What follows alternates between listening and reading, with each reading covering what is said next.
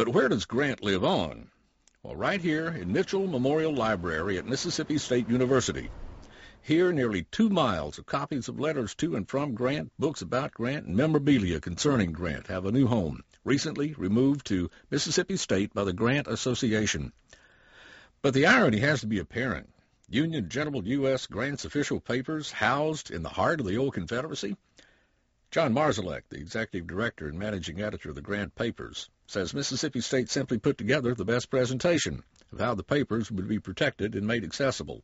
How'd you pull it off? How'd you get this stuff? Because, as I said, there were a lot of institutions around the country that wanted this material, and we were able to get it. So I think this says volumes about Mississippi State, and I think about the state of Mississippi.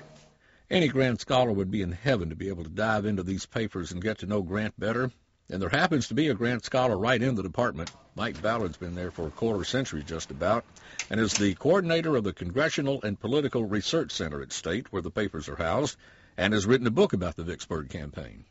I never thought I would have the opportunity to work with the president's papers, certainly not this president. But if I could have picked one, it would have been him. Ryan Semmes, assistant archivist at the center, sums up the way I'd feel about getting into the Grant papers.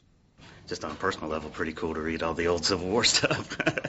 For many decades, Vicksburg didn't celebrate the 4th of July because it was on that day in 1863 that Grant took the town. Well, this 4th you can add to the celebration Mississippi's acquisition of General Grant.